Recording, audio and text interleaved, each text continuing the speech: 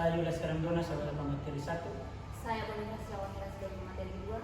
Saya Milapita sebagai pemateri 3. Saya Alfonso Botan sebagai pemateri 4. Dan saya Wendy Tamuina sebagai pemateri 5. Oke baik, hari ini kita akan membahas satu kasus menarik dari Peradilan Tata Usaha Negara Kupang.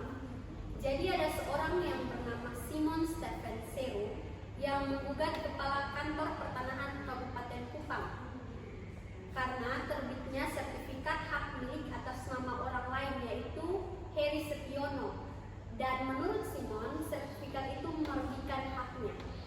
Dan yang menarik, kasus ini pas banget buat bahas dasar-dasar sengketa di Peradilan Tata Usaha Negara. Soalnya objek yang digugat itu adalah keputusan pejabat tata usaha negara yang sifatnya konkret, individual, dan final. Ini merupakan contoh klasik.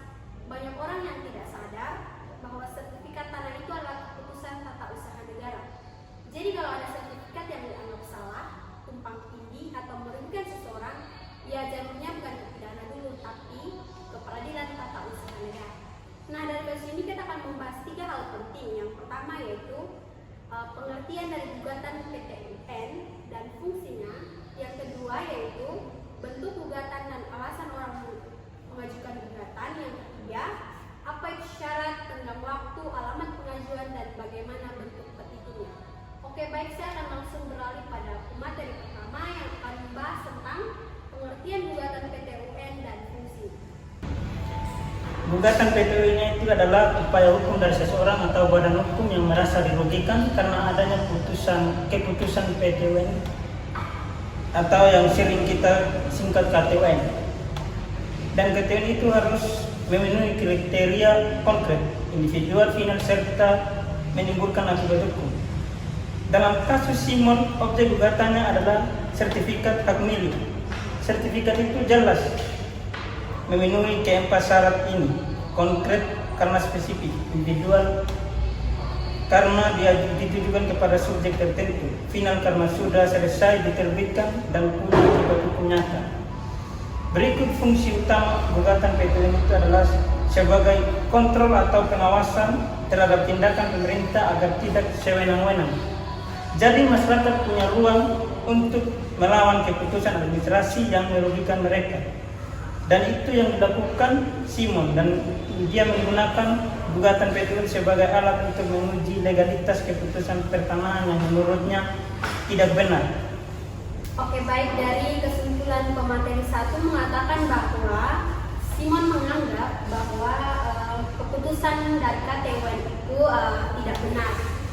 Baik, kita akan beralih pada pemateri kedua yang akan membahas tentang gugatan, tuntutan, serta motif seseorang menggugat. Baik, saya akan menjelaskan mengenai itu gugatan, tuntutan, dan motif menggugat. Jadi di PT UN, gugatan itu umumnya berupa permohonan agar keputusan yang disengketakan itu dinyatakan batal atau tidak sah. Bisa juga menuntut agar pejabat pencabut keputusan tersebut atau menerbitkan keputusan baru. Alasan atau motif orang menggugat hanya satu, mereka merasa haknya dirugikan oleh keputusan pejabat. Bisa karena kehilangan hak atas tanah, izin usaha ditolak, dan lain-lain.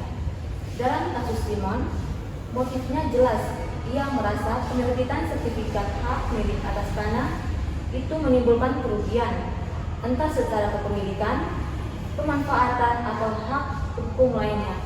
Jadi, motifnya bukan sekedar ketidakpuasan, tetapi kerugian hukum yang nyata akibat keputusan pejabat. Sekian dari saya. Baik, jadi dari kasus Simon tersebut, motif Simon mengajukan gugatan pada Peradilan Tata Usaha Negara itu adalah keputusan dari Tata Usaha Negara, yaitu sertifikat hak milik yang menimbulkan kerugian bagi Simon. Oke baik, saya akan beralih pada pemateri ketiga yang akan membahas tentang syarat, tenggang waktu, alamat pengajuan, dan petitum gugatan PT UN. Baik, saya akan menjelaskan mengenai syarat gugatan PT UN, dan penggugat harus memenuhi syarat formil dan material. Syarat formil yang pertama, penggugat punya legal standing, artinya kepentingan yang dirugikan. Yang kedua, objek yang digugat adalah KTUN. Yang ketiga, Gugatan diajukan dalam tenggang waktu 90 hari sejak tahu adanya keputusan. Upaya administratif ditempuh dulu kalau diwajibkan. Aspek materialnya terkait dalil hukumnya. Contohnya, keputusan ini melanggar asas pemerintahan yang baik atau proses penerbitan tidak sesuai dengan prosedur. Oke, baik. Tadi pemateri 3 sudah menjelaskan soal syarat gugatan, tenggang waktu, alamat pengajuan gugatan, serta petitum gugatan PT UN. Nah, dari yang tadi pemateri 3 jelaskan, kita akan menggabungkan atau pada kasus Simon ini terkait keputusan tata usaha negara tentang sertifikat pemilik yang ia rasa merugikan dirinya. Baik, kita akan mulai pada materi keempat. Baik, kalau kita hubungkan dengan kasus Simon, semua syarat itu dipenuhi.